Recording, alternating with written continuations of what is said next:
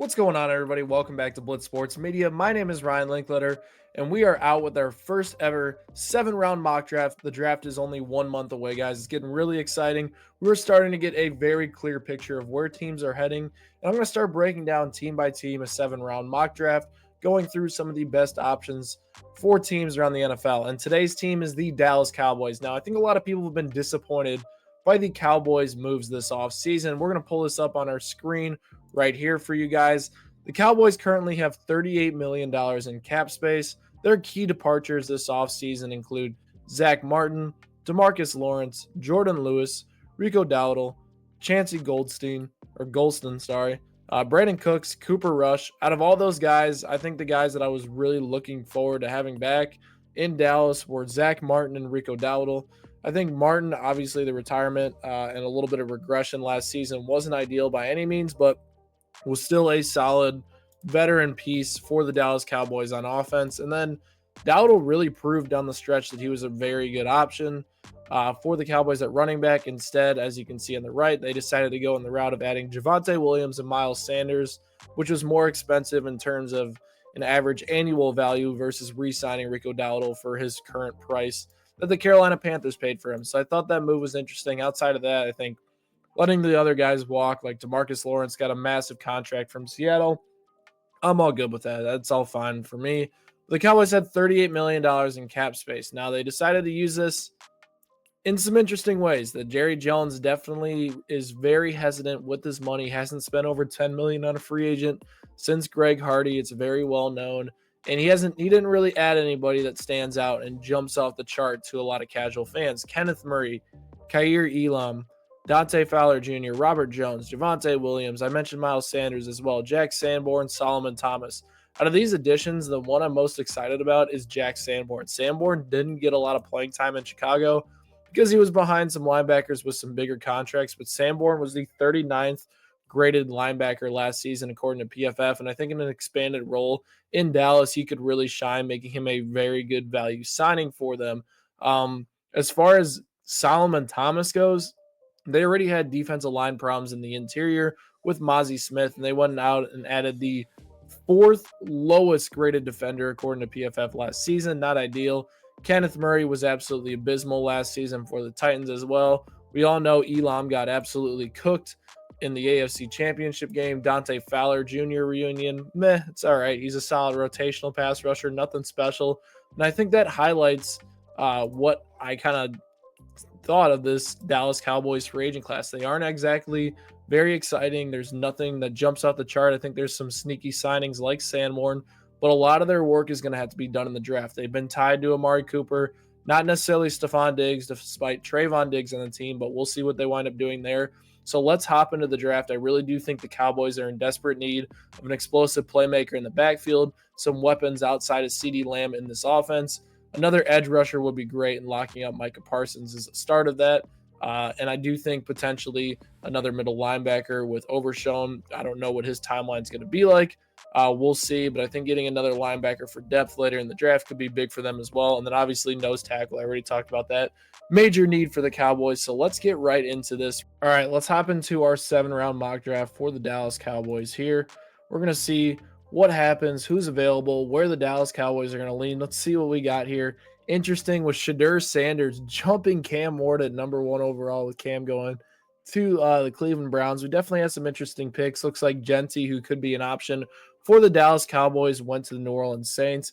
Looking at the board right now, I'm definitely looking at wide receivers. I know Matthew Golden is in the thumbnail, but I mean, if Tet McMillan is there, I truly think Tet McMillan is the best receiver, and Matthew Golden did go at pick 8 ahead of Tet McMillan. So I'm going to go and ride with Tet McMillan heading to the Dallas Cowboys at 12, which is a great value for them because I think Tet probably goes within the top 10 and ultimately is very, very good on the outside. He's a good receiver over the top. He's a great route runner. My current number 1 receiver available. Let's take a look at what we got here, and it's very interesting here. The Cowboys, let's see what running backs are kind of going. We got Caleb Johnson actually at pick 38. Let's see. Luther Burden falling in the 2nd round is definitely interesting for sure. Hampton going at the end of the 1st. So it looks like, honestly, the Dallas Cowboys are in a prime spot here in the second round to take a look at some of these guys. I know you have Judkins here who's available. Henderson here who's available. Scatabo is available. There are elite running backs throughout this draft class that I think the Dallas Cowboys are going to take a look at and potentially invest some money into. Let's take a look at the interior defensive line right here. Let's get running backs out of here. The guy I was really looking at for them to potentially fall here is Darius Alexander from the Chicago Bears. From Toledo, who went to the Chicago Bears. I think he'd be a great fit for the Cowboys in there, but just based on kind of needs where we're looking at, we could take a look at guards and see who's available as well, but I'm not necessarily sure. Yeah, none of these guys jump off the charts to me right now. I think it is probably running back the Cowboys will go, and to be honest, I'm a Quinshawn Judkins guy. I think this guy would be absolutely elite in Dallas. He's an underrated pass catcher, was very good in college in terms of rushing efficiency, had crazy numbers throughout his time in college as well. So I think Judkins would be a great fit in Dallas, and I really don't think there's any way Dallas does not walk away without a running back in this draft. So we're going to go Judkins here in round 2. The Cowboys get 2 weapons for Dak Prescott and company. Now we get to round 3, and here's where it gets interesting because you take a look at some of these guys that are available here on the interior defensive line. Deion Walker is a name that is intriguing for me. Didn't necessarily pan out very well in college in terms of numbers, but, very solid player there. I want to take a look at interior offensive linemen as well. And then we also want to take a look at cornerback and then tackle. And I think those are the 4 positions after the first 2 rounds that Dallas is really going to be looking into to try to figure out, where do we need to go and then establish those positions from there. So let's get right into the 3rd round here. I truly think in terms of positional need, the guy that makes a lot of sense for me is Joshua Farmer from Florida State. Farmer is a very stout run stopper. I think he could be a great fit in trying to reestablish the defensive front in Dallas. And I know they signed Solomon Thomas, but he is not necessarily the answer to go solve all of their problems right now. And I think that in terms of a fit makes a lot of sense. And bang, there we go. We got our boy Luke here from Cincinnati who's still available. Honestly, he is one of the more underrated interior offensive linemen in this draft. He's been very good in terms of PFF grade throughout his career, and I was hoping he would fall to us in the 4th, and he does.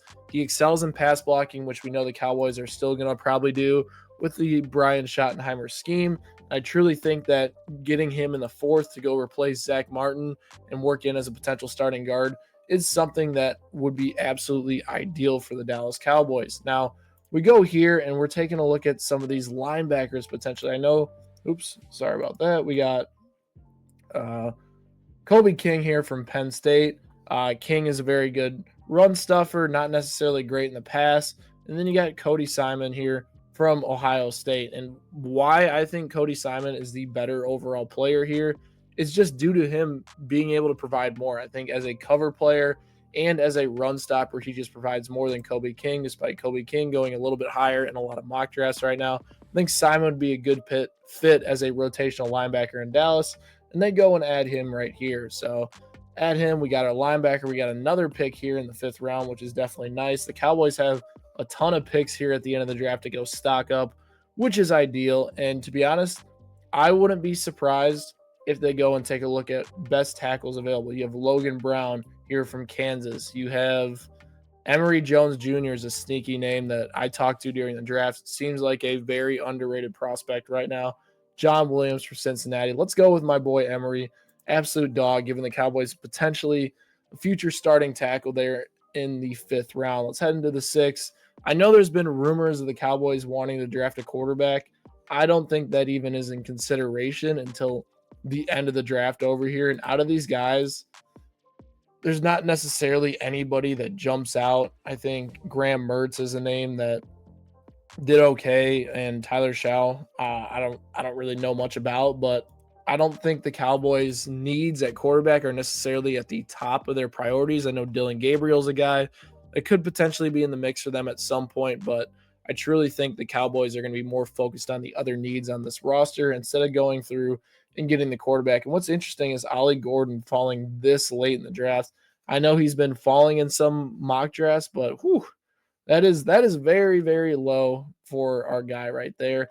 Another guy that I think is interesting here is Miles Frazier. Frazier, another underrated prospect for me. In terms of guys available, though, I really, really do not think there's a lot left in terms of sneaky sleepers, but I do think RJ Mickens here was really good last season. And I honestly think in terms of what the Cowboys need outside of Malik Hooker is a guy that can go play over the top. And I think Mickens could be that guy for them. So I think, solid pick here in the 6th round, getting them a nice safety. We still got 3 more picks. Why don't we just give them a quarterback, give them best available there.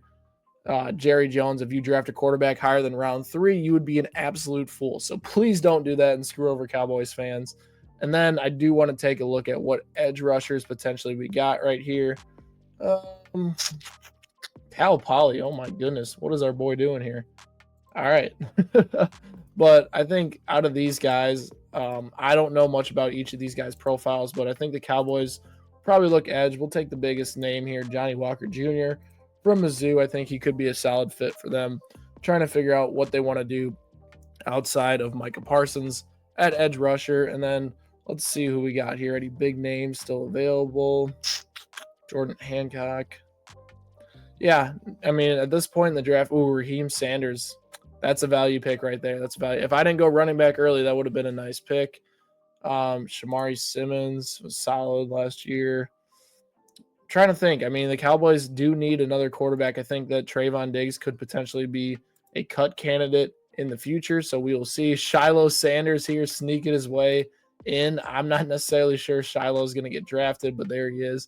I think in terms of just playmaking needs, cornerback makes a lot of sense for the Cowboys to just add a little bit of depth in case they shake that position room up.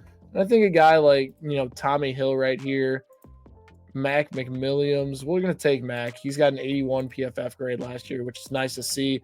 And that concludes our 7-round mock draft for the Dallas Cowboys, which is ideal. I think in terms of what we did during this draft, I mean, we got some rough grades here ultimately. Oh, A-, despite getting a D+ and a C- there.